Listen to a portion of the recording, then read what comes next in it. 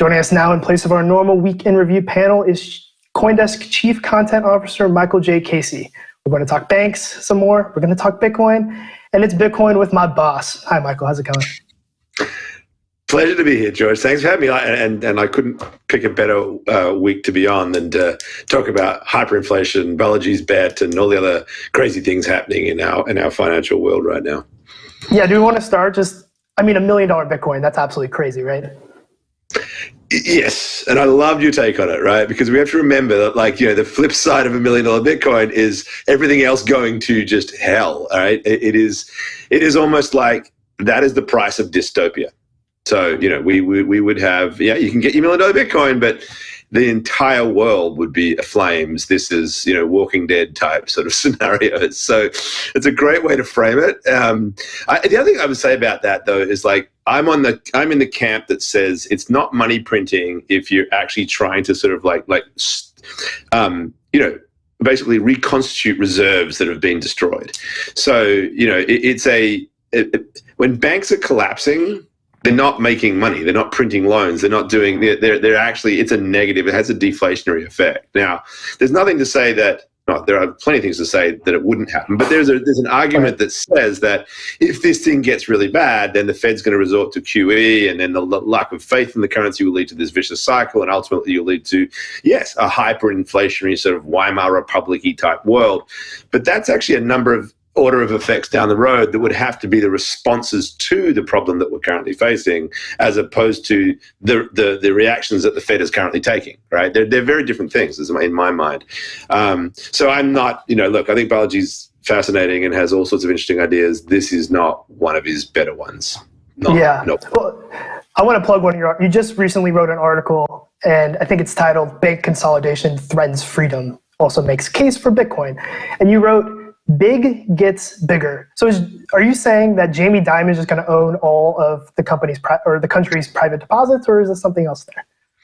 Yeah, Jamie personally will own them all, but yes, this is the in metaphorically, yes, right. So essentially, let's just walk this back a little bit. Too big to fail was the problem that we uncovered. We should have probably known about it, but we uncovered it in 2008. The idea that if a bank is systemically important enough and that it is at risk of all of its counterparties are at risk, if it were to fail, then it can kind of keep the government hostage, because a bank is then able to take excessive risk in the knowledge that at some point they'll be bailed out, because the last thing that regulators, policymakers want is for that bank to lead to the financial ruin of the country, and that they would sort of bring the system down with them. So that gives them this leverage, right?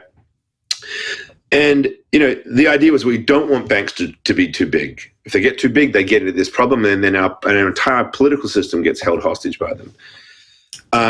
The response to that was to sort of I don't know how well we've done, to be honest, at preventing banks getting bigger through regulation. What we did do instead was to say these things are systemically important financial institutions. They were labeled as such, and then they had a bunch of different, requirements imposed upon them to try to mitigate the systemic risk that they have, which was, it was well intended, and I'm not saying it was necessarily even bad policy.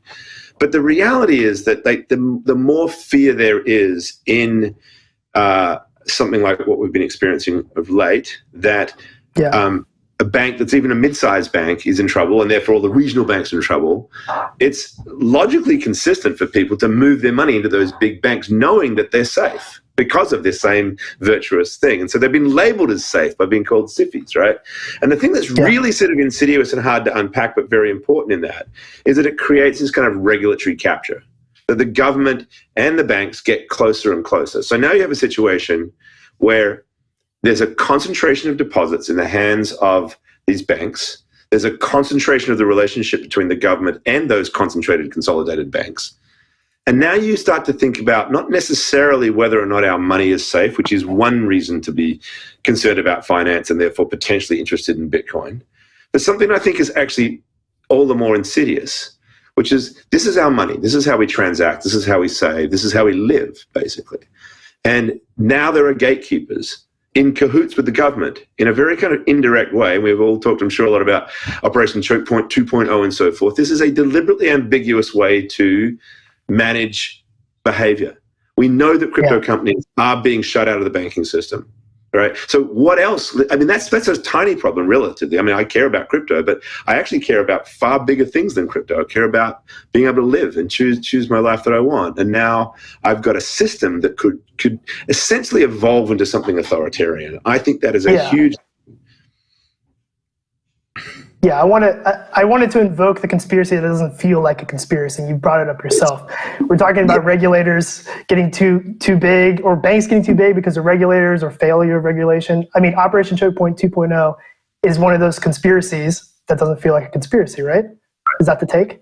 Yeah, I think that's one of the takes. It's not the only take, but I think it is definitely like, it's very hard to look at what's happening and not say this is going on. There does seem to be an enormous amount of smoke. And let's also like recognize, if it is a conspiracy, that it's one that is almost by design going to be hard to prove, because it's not that there's an official policy. It is precisely because it's unofficial, and it is the structure of a relationship between a sort of a bank supervision structure that allows you to essentially create a amount of plausible deniability. Right? We've got bank supervisors from the regulatory side telling bank compliance officers that this is not an instruction, this is a guidance, this is some advice. It's probably best that you don't bank crypto. Is that a rule? Right. Are they going to get dinged? Are they going to get controlled? Are they going to get some new capital adequacy change imposed upon them? There's a very tight relationship amongst these banks, particularly the SIFIs, the systemically important big ones, and regulators.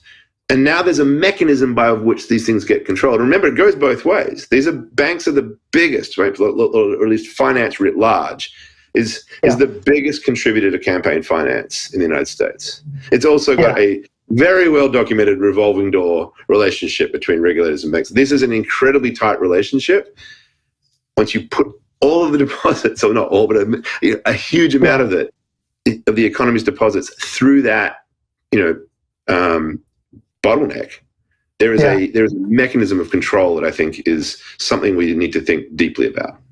Yeah, Michael, I want a hyper rapid take from you here on something I actually heard from Ethereum maxis, which really don't align with what I care about. But they said Bitcoin is for wartime, ETH is for peacetime. I think Bitcoin is for both war and peacetime. But anything there, or am I just conflating ideas with what you're saying? Yeah, I don't like the divide and rule, so I'm neither a Bitcoin or a maxi. ETH maxi. I think that in fact both takes are true, because yes, it is clearly there's something to be valued in this sort of wartime environment. There's something to protect us, and I think that that's one of the reasons why Bitcoin has rallied. But it's precisely because of the possibilities it opens up to have an economic system of freedom that you would be interested in that. And in that environment, I would want, all of the ETH maxis and everybody else to be building out their smart contracts and creating all the innovative new ways to create and store and share value. So Bitcoin is an enabler of that, from war into peace. You could say that much, I suppose. Yeah. Well, I think Bitcoin is for everyone. So, and that's all we have. That's all time we have today for you, Michael. Thank you so much for joining us. That was CoinDesk Chief Content Officer, Michael J. Casey.